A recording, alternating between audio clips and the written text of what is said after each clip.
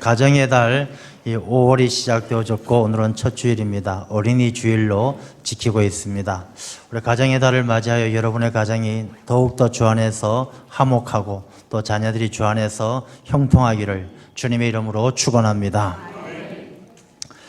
우리 한반도를 둘러싸고 있는 정세가 아주 급격하게 변화되어지고 있습니다. 남북 정상회담을 기점으로 해서 우리 한반도 주변의 모든 또 열강들과 함께 여러 가지 국제 정세가 아주 급격한 변화를 보이고 있습니다. 하룻밤에 천리길을 간다라고 표현되어질 만큼 빠른 속도로 바뀌고 있는 것을 보게 됩니다. 이런 변화가 또 이 땅 가운데 통일의 기쁨으로 통일의 결실로 맺어지게 될 줄로 믿습니다. 우리가 어제 5월 5일이었죠. 우리 어제 어린이날이기도 하고 또 여러분들 어제 왜 노셨는지 다 아실 겁니다. 우리 어린이날이고 좋은 날이었습니다. 그래서 어린이날 5월 5일을 기점으로 해서 북한의 시간이 또 우리하고 맞춰졌죠. 북한이 우리하고 한 30분 정도 시간의 차이가 났었는데 우리가 어제부터 시간의 통일을 시계 바늘의 통일을 이루었습니다. 이제 이것이 시작이 되어지고 이 땅에 통일이 반드시 이루어질 줄로 믿고 있는데 이 시계 바늘이 통일되어지는 것뿐만 아니라 우리가 모두가 믿음으로 또 하나님의 사랑 가운데서 하나 되는 그날을 위해서 우리가 기도로 잘 준비해야 될 줄로 믿습니다. 저는 우리나라 안에 이미 작은 통일이 이루어져 있다라고 생각을 합니다. 탈북자들을 이야기하는 것입니다. 우리나라에 현재 들어와 있는 탈북자가 31,531명이 들어와 있다라고 이야기를 합니다. 이들이 우리나라에 들어와서 벌써 한국 사회의 자리를 잡고 살아가고 있죠. 저는 이들이 통일의 마중물이다라고 생각을 합니다. 여러분들 예전에 시골에서 물펌프질을 해보면 알듯이 이렇게 마중물 한 바가지 붓고 펌프 열심히 하면 이 지하수가 퍽 터져가지고 펌프물이 철철 넘쳐나는 그런 기억들이 있을 것입니다. 이 탈북자들이 통일의 마중물이 되어서 우리가 이들을 더 이해하고 또 더 잘 알아가게 되면은 이들을 통해서 북한의 복음도 전하고 또 북한 사람들을 더 이해함으로 통일의 그날이 오게 되면 지하수가 터지는 것처럼 어느 순간 놀라운 기쁨으로 통일의 그날이 곧 다가올 것으로 그렇게 믿고 있습니다.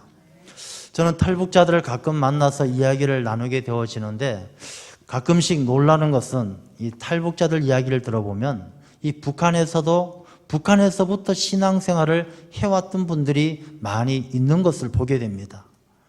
이 탈북하신 분들이 기독교인들이 많습니다. 왜냐하면 탈북하는 과정에서 선교사들이 도움을 주고 또 교회들이 도움을 주다 보니까 예수님을 자연스럽게 영접하는 경우가 많이 있는데 또 가끔씩 보게 되면 북한에서부터 신앙생활을 했다는 분을 보게 됩니다.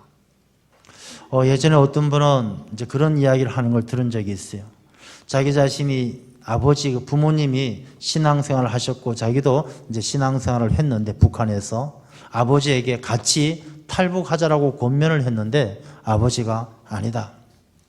이 땅에 나마저 떠나버리면 이 북한 땅에 누가 지키고 북한 땅에서 통일을 위해서 누가 기도하겠느냐. 나는 죽어서 이 땅에 묻힐 때까지 내가 신앙을 지키며 북한을 떠나지 않겠다. 그렇게 이야기했다라는 그런 이야기를 들어본 적도 있습니다. 또 어떤 탈북자가 하는 이야기를 보면 본인 부모님은 신앙생활을 잘했답니다. 그래서 북한에서 가끔 가족들이 모여서 지하 땅굴이나 또 이불을 덮어쓰고 예배를 드렸대요. 같이 예배를 드리다가 그만 당국에 발견되어져서 부모님은 붙들려가고 자기는 겨우 탈북했다라고 그렇게 이야기합니다. 그렇게 탈북해서 한국에 와서 생활하는데 이들이 참 감사한 거는 이 북한에서 신앙생활을 했던 사람들은 한국 사회에 아주 적응을 잘 한다는 것입니다. 북한에서 믿음을 잘 지켜왔으니 한국에 와서는 또 그 믿음을 가지고 이 한국 사회에 적응을 하니까 다른 사람들에 비해서 실패하지 않고 잘 정착할 수 있게 되었다라는 그런 이야기를 들어보았습니다. 저는 그런 이야기를 들으면서 이런 생각을 해봅니다.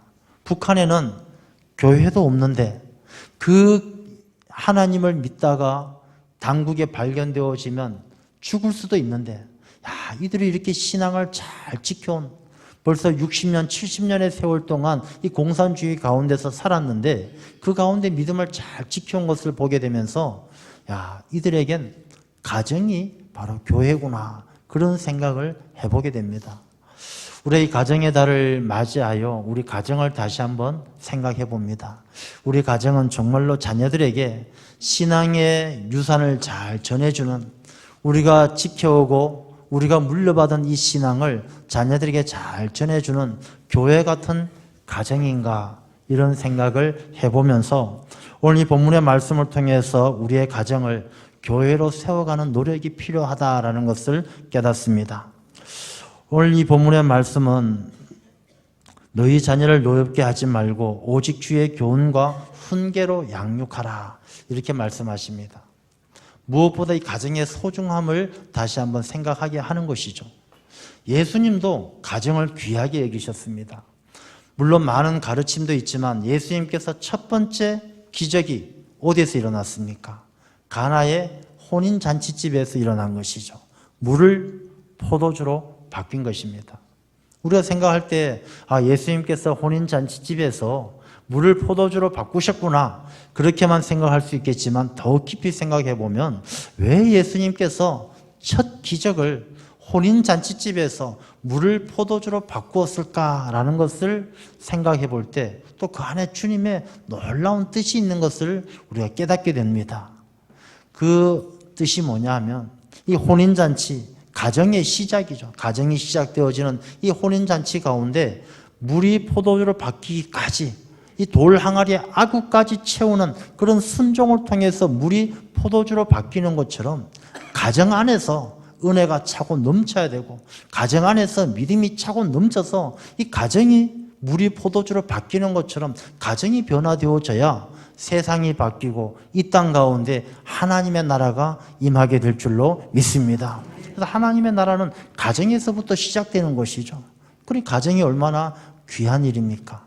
그래서 그 가정을 교회로 삼고 가정에서 하나님의 나라가 시작되어지기 위해서 오늘 이 주신 말씀은 우리에게 아주 귀한 교훈이 되는 것입니다. 먼저 너희 자녀들을 노엽게 하지 말라, 이 말씀을 우리가 한번 깊이 생각해 보고자 합니다.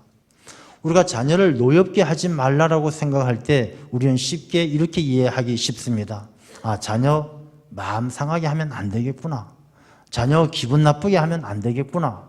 자녀에게 말 조심하고 마음 상하는 이야기를 하지 말라는 말씀이구나 라고 생각하기 쉽습니다. 근데 노엽게 하지 말라는 말씀, 먼저 그 뜻이 무엇인가 생각해 보면, 이 노엽다는 게 무엇입니까? 이 자녀들뿐만, 노엽다는 것 말 자체가 마음속에 열받는다는 것이잖아요. 열받는다는 것, 화가 난다는 것이죠. 이 자녀들의 마음에 화를 내지 말게 하라, 자녀들 마음에 열을 받지 말게 하라, 이런 의미죠. 우리 사람들이 화나면 뚜껑이 열린다, 이런 말 하지 않습니까? 열받으면 이 열이 막 사람을 뚜껑을 여는 것처럼 이성을 잃어버리게 한다는 것이죠. 자녀들이 이성을 잃어버리게 하지 말라는 것입니다. 왜냐하면 이 마음에 노여움이 생기면, 열이 생기면 마음이 다 녹아버려요. 마음이 녹아버리면, 마음의 문이 꽉 닫혀버리면 양육, 주의 교훈과 훈계로 양육해도 안 되고 누가 무슨 이야기해도 이 마음에 담기지 않는 거예요. 그러니까 자녀를 노엽게 하지 말라는 것은 자녀에게 그 마음의 문이 꽉 닫히도록 하지 말라는 것입니다. 이 노엽게 하지 말라는 것이 자녀가 성을 내고 소리 지르고 그렇게 만들지 말라는 것이 아니라 자녀의 마음을 닫히게 하지 말라, 이런 의미가 담겨져 있는 것입니다. 그러면 자녀들은 언제 노여움으로 마음이 닫히게 됩니까? 부모님들이 잔소리하고 듣기 싫은 소리 하면 자녀들이 마음이 닫혀서 부모님 말을 안 듣습니까? 그렇지 않아요.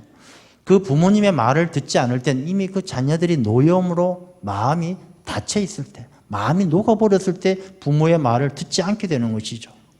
부모들이, 이 자녀들이 언제 노여움으로 마음이 닫히느냐, 몇 가지가 있어요.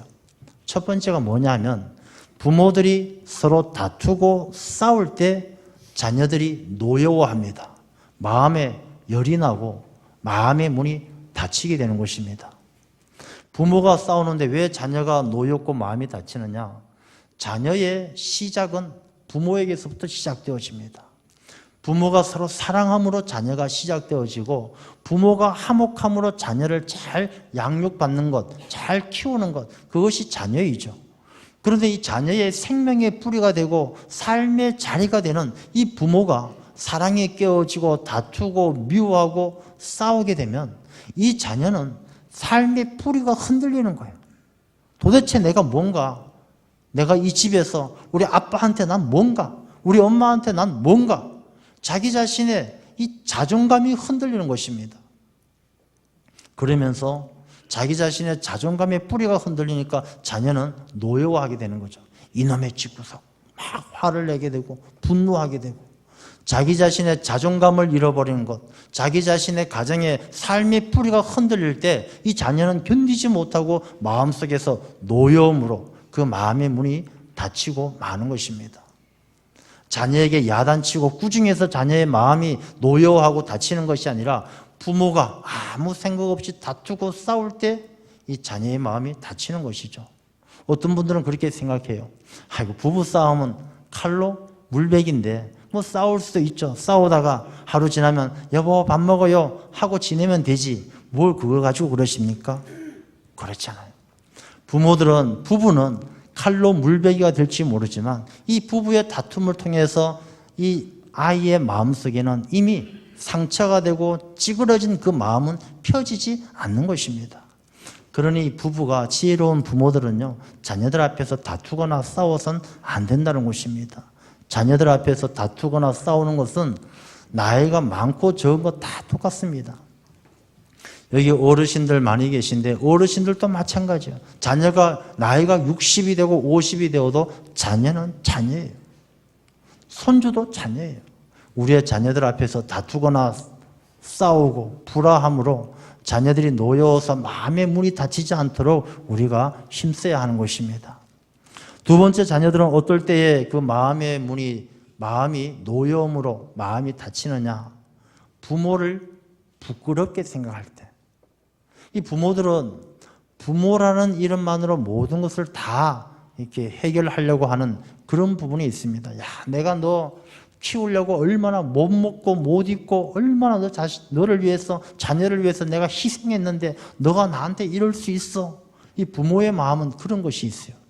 근데 자녀들은 부모에게 기대하는 것은 또 다른 것이에요. 자녀들은 부모가 자녀를 위해서 못 먹고 못 입고 그렇게 살아온 것을 자랑스럽게 여기지 않는다는 것입니다. 자녀들은 늘 부모를 자랑스럽게 여기고 싶어 해요. 근데 부모들은 부모란 이름만으로 자기의 부족함, 자기의 잘못된 일, 자기의 모자란 일, 이것을 미화하고 덮으려고 하는 것은 옳지 않다는 것입니다. 부모들이 자기의 욕심 때문에 자기 생각만으로, 이기적인 생각만으로 사회적인 비난을 받게 되고 다른 사람들에게 손가락질을 당할 때, 더 이상 부모를 자랑스럽게 여기지 못할 때 이 자녀들의 마음은 수치심으로 분노하게 되고 마음이 녹아내려 다치는 것입니다. 우리 부모들이 자녀에게 자랑스러운 부모가 되어야 자녀들이 마음이 열리고 노여워하지 않게 되는 것입니다. 그러므로 우리 부모된 입장에서는 부모란 이름으로 모든 허물을 덮을 것이 아니라 내가 가진 것이 적더라도, 내가 부족하더라도 자녀들에게 자랑스러운 부모가 되어져야 이 자녀들이 노여워함으로 마음이 다치는 것을 막을 수가 있다는 것입니다. 그 다음에 세 번째, 언제 자녀들이 노여움으로 그 마음이 다치느냐? 부모들이 이중적인 모습을 보일 때. 그런 말이 있습니다. 자녀들은 부모의 뒷모습을 보고 배운다, 이런 말이 있습니다. 자녀들은 부모님이 앞에서 너 정직해야 된다, 너 공부 열심히 해야 된다, 이렇게 말하고 가르치면 자녀들이 그 말에 순종해서 잘 듣고 따를 것 같지만 자녀들은 그 앞에서 하시는 부모님의 말씀을 듣고 배우는 것이 아니에요. 그 말씀을 하고 부모님들이 그런 말씀을 하시고 돌아서서 살아가는 삶의 모습, 그 뒷모습을 보고 자녀들이 배운다는 것이죠. 부모들이 앞에서는 정직해라 가르쳐 놓고 돌아서서는 거짓되고 위선적으로 살아간다면 자녀들은 그 뒷모습을 보고 배신감을 느끼고 그 배신감은 마음의 노여움으로 마음의 문을 닫히게 만드는 것입니다. 우리가 신앙생활도 마찬가지예요.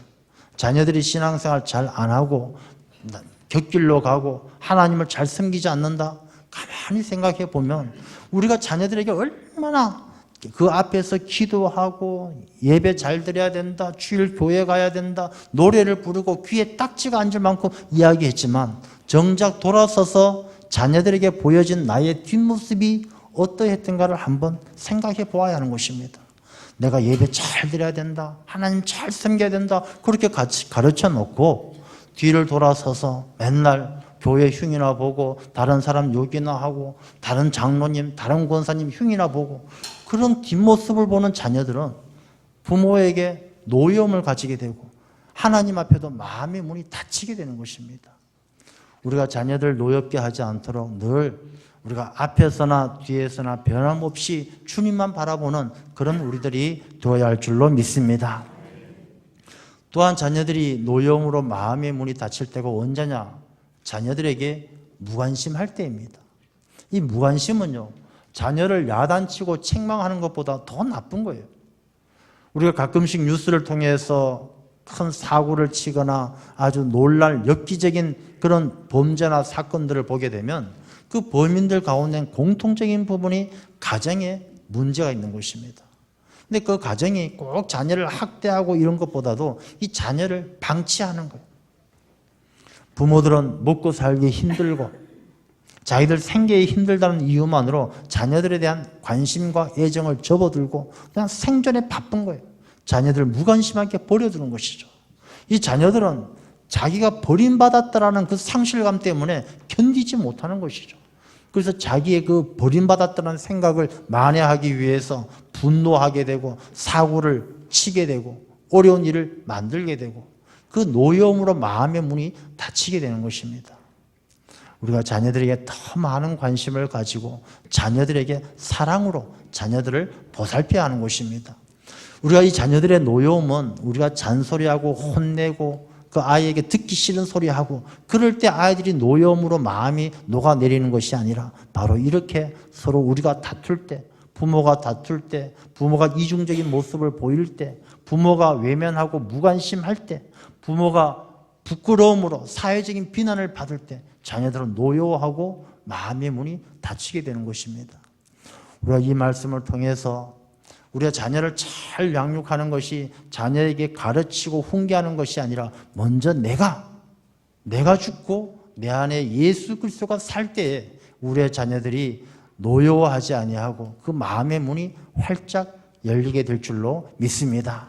그래서 우리 어린이 주일을 통해서 우리 어린이들을 어떻게 내 자녀들을 어떻게 가르칠까라고 우리가 생각하기 이전에 내가 자녀들을 노엽게 하지 않도록 내 자신이 그리스도 안에서 새로운 피조물로 거듭나는 그런 결단이 있어야 될 줄로 믿습니다.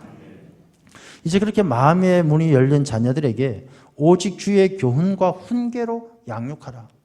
우리가 주의 교훈과 훈계로 양육하라라는 말씀을 이해할 때 자녀들을 교훈할 때 늘 이 성경 말씀 가운데 좋은 말씀으로 가르쳐야 되겠구나. 내 이웃을 내 몸과 같이 사랑하라. 아들아, 이웃을 내 몸과 같이 사랑해라. 또 우리가 훈계로 가르칠 때 이번 주일에 목사님께서 말씀하신 거 들어보니 그 말씀 좋더라. 그 말씀대로 예수만 믿고 살아야 된다. 가르쳐야 되겠다. 이것이 주의 교훈과 훈계로 양육하는 것이 아니라는 것입니다. 주의 교훈과 훈계로 양육한다는 것은 그 가정의 영적 분위기를 이야기하는 것입니다. 어떤 구체적인 한 사건에 한 일이 있을 때마다 말씀 한 구절 끄집어내어서 이렇게 가르치고 이렇게 말하는 게 주의 교훈과 훈계로 양육하는 게 아닙니다. 여러분 생각해 보십시오. 그것은 오히려 자기 자신의 부모들에게, 자녀들에게 부모가 이중적인 모습을 보이게 될 때가 많은 것이죠. 본인은 그렇게 살지 않으면서 이 성경 말씀 한 구절 끄집어내어서 마치 성인 군자처럼 가르친다는 것은 자녀들에게 노여움을 주고 마음을 다치게 할 뿐이라는 것이죠. 주의 교훈과 훈계로 양육하라는 것은 가정이 주의 교훈과 훈계가 가득한 은혜로운 가정이 되어져야 한다는 것을 말씀하고 있는 것입니다. 우리 한국교회 기독교 가정을 보게 되면 예수님을 믿는 가정이지만 그 가정이 여전히 유교적인 풍습과 유교적인 관습을 지켜가는 가정들이 얼마나 많은지 모릅니다. 우리가 기독교 가정, 예수 믿는 가정은 예수 믿는 가정다워야 되는데 우리가 신앙적으로는 예수님을 믿으면서 생활적으로는 유교적인 관습을 쫓아가는 그런 일들도 허다하다는 것입니다. 입으로 가르친다고 되는 것이 아니라 그 가정의 분위기가 이 주의 교훈과 훈계로 기독교적, 신앙적으로 바뀌어져야 되는 것이죠. 요즘에는 우리 한국교회 가정예배를 옛날처럼 그렇게 권면을 하지 않는 것을 보게 됩니다. 참 안타까운 일이죠. 예전에는 가정예배를 굉장히 귀하게 생각하고 가정예배를 많이 장려를 했습니다. 근데 언제부터인가 우리 사회가 핵가족화가 되고 애들이 하나밖에 없어요. 그 부모들이 맞벌이해요. 뭐 이러다 보니까 가족들이 함께 예배드리는 가정예배드리는 시간이 점점 줄어들고 또 이제는 그러다 보니까 교회에서도 가정예배에 대해서 이렇게 많이 권면드리기가 어려운 그런 현실이 되어버렸죠. 저희 가정에도 예전에 우리 아이들이 어렸을 때는 가정예배를 드렸습니다. 지금도 가끔 드리긴 하지만 지금은 예전같이 드릴 수가 없는 그런 사정이 되어버렸죠. 어렸을 때 가정예배 드리면 애들이요, 자기들 주보를 만들죠. 뭐 오늘 기도는 엄마, 뭐 찬송하는 몇 장, 뭐 이렇게 만들어서 통성 기도도 하고 뭐 그런 시간 가졌었던 것 같은데. 근데 이 가정예배도 우리가 잘 드려야 되는 것입니다. 예전에 가정예배 이렇게 드리는 모습들을 보게 되면 이 가정예배가 부모들에겐 자녀들을 교육시키는, 오늘 이 말씀처럼 주의 교훈과 훈계로 교육시킨다라고 생각을 하고 설교를 맡은 아버지는 어떻게 합니까? 그동안 벼르고 잔소리를 설교를 빙자해서 다 얘기하는 것이죠. 야, 거짓말하면 안 된다. 너 학교 마치고 집에 올 때 친구들하고 2시간 놀다가 와놓고 그냥 곧바로 왔다고 거짓말하면, 그런 거짓말하면 안 된다. 설교를 하면서 그동안 모아두었던 잔소리를 다 해대는 것이죠. 또 기도 맡은 엄마는 어떻게 합니까? 기도를 통해서 자녀들에게 잔뜩 부담만 심어주는 거예요. 하나님, 우리 아들 고등학교 3학년인데 이번에 꼭 대학교 들어가게 해 주시옵소서. 우리 딸 나이가 벌써 35인데 올해는 꼭 시집가게 해 주시옵소서. 이 가정예배가 자녀들에겐 가시방석이 되는 것이죠. 아버지의 설교를 통해서 스트레스는 100배로 늘어나고 어머니의 기도는 부담이 100배로 늘어나고, 그러면 이 자녀들이 가정예배 드리기 쉽겠습니까? 가정예배 드리고 싶겠습니까? 어떤 이유를 대서든 가정예배를 피해서 안 드리려고 하겠죠. 이런 아이들이 교회 예배 드리는 것은 좋아하겠습니까? 교회 오니까 공과 공부한다고 갔는데 교사 선생님 그동안 미뤄놓았던 일주일의 스트레스 아이들에게 공과 공부 시간 다 풀고 잔소리하고, 그러면 누가 교회 와서 예배를 드리겠습니까? 이 주의 교훈과 훈계로 양육하라는 것은 자기가 하고 싶었던 말을 모아서 이 설교나 기도를 핑계 삼아서 하고 싶은 말 다 하는 것, 이게 주의 교훈과 훈계로 양육하는 것이 아니란 것입니다. 우리가 주의 교훈과 훈계로 양육한다는 것은 가정예배를 드릴 때 이 가정예배를 통해서 아버지가 자녀들을 얼마나 사랑하는지 그 사랑이 고백되어지고, 엄마가 자녀들을 위해서 얼마나 기도하고 얼마나 사랑하는지 그 어머니의 기도와 눈물이 아이들에게 전해지고, 그 가운데서 그 가정 예배를 통해서 자녀들이 행복하고 기뻐하고, 그게 바로 주의 교훈과 훈계로 양육하는 것이죠. 이 주의 교훈과 훈계는 입으로 전해지는 것이 아니라 분위기로, 그 가정의 신앙의 영적 분위기로 전해지는 것입니다. 그래서 주의 교훈과 훈계로 양육하라라는 말씀은 우리의 입으로 가르치라는 것이 아니라 이 가정의 분위기가 신앙적으로 영적으로 바로 서야 된다는 것을 이야기하는 것이죠. 우리가 이러한 부모들은 비켜설 줄을 알아야 되는 것입니다. 비켜설 줄 알아야 돼요. 비켜선다는 것은 무엇이냐면 자녀가 어떤 이 길로 갑니다. 가면 보통의 부모들은 그 앞을 가로막아서죠. 너 이 길로 가면 안 돼. 저 길이 옳은 길이야. 저쪽 길로 가야 돼. 이 길로 가면 안 돼. 길을 막았습니다. 이렇게 길을 막아서는 부모는 믿음이 없는 것이죠. 무슨 믿음이 없느냐? 내 자녀는 하나님의 자녀다라는 것을 믿지 못하는 거예요. 내 자녀는 하나님의 자녀가 아니라 내 거다, 내 자녀다라고 생각하기 때문에 그 자녀의 길을 가로막아서는 거예요. 하나님의 자녀라고 생각한다면, 하나님께서 인도하시는 길이고 하나님께서 함께 하시는 길이라고 믿는다면 어떻게 감히 우리가 그 길을 막아설 수 있겠습니까? 이 주의 교훈과 훈계로 양육한다는 것은 내가 그 길을 막는 것이 아니라 길을 비켜설 줄 아는 것을 이야기하는 것이죠. 길을 비켰으면 보이지 않던 것이 보이게 되는 것입니다. 어떤 집사님이 딸이 고등학교 1학년입니다. 사춘기로 너무 힘들어요. 공부도 안 하고 매일 놀러만 다니고 속상해요. 야단쳐도 안 되고 혼내도 안 되고. 어머니가 할 수 있는 건 기도밖에 없었어요. 하나님, 우리 딸 어떻게 합니까? 하나님, 우리 딸 어떻게 합니까? 이런 기도 가운데 하나님께서 집사님에게 응답을 주셨어요. 무슨 응답을 주셨느냐? 얘야, 그 딸은 너 딸이 아니라 내 딸이다. 하나님의 딸이다. 이런 마음을 주셨어요.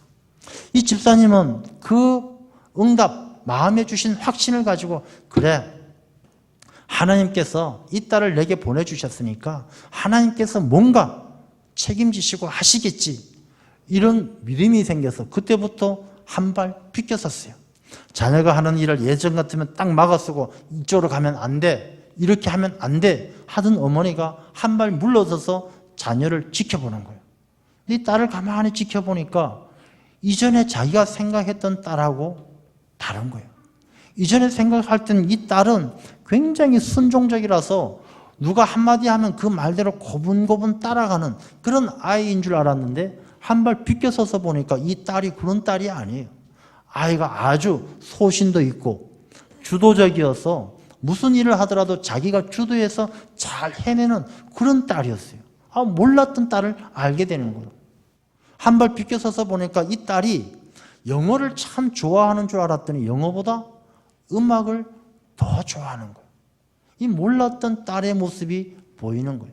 그래서 이 집사님은 그 딸의 몰랐던 모습을 보면서 한 발 비껴서서 아이가 하는 대로 그냥 아이가 하는 대로 지켜보았더니 아이가 조금씩 나아지는 것 같은 거예요.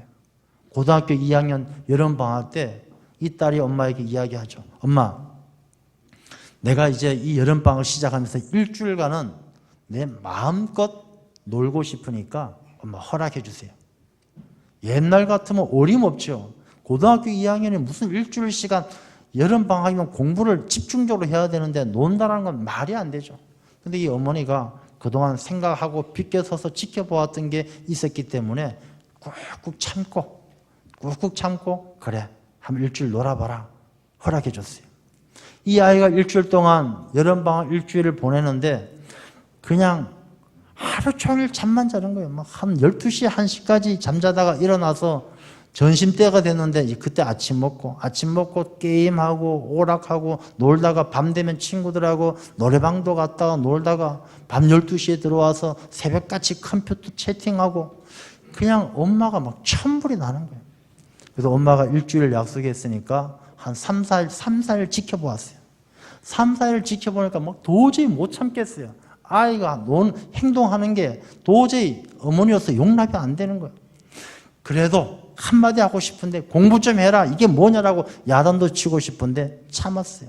한 5일쯤 되니까 더 이상 못 참겠어요.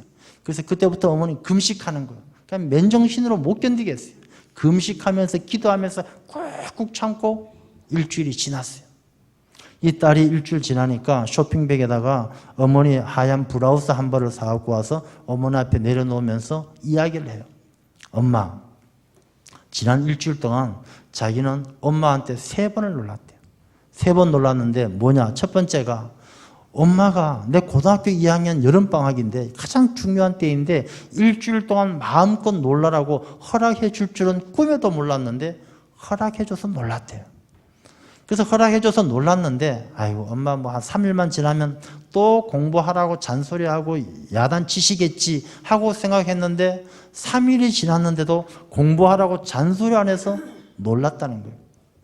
그 다음에 설마 일주일까지 기다려줄 줄은 생각도 못했는데 일주일까지 기다려줘서 3번이나 놀랐대요. 그래서 그 딸이 엄마한테 이야기하기를 엄마가 나를 이렇게 믿어주고 나를 이렇게 인정해 준다는 것을 미처 몰랐는데 엄마가 이렇게까지 기다려주고 나를 이렇게 믿어준다는 것, 내가 이제 엄마의 그 믿음에 실망하지 않기 위해 열심히 공부해서 엄마의 자랑이 될게요.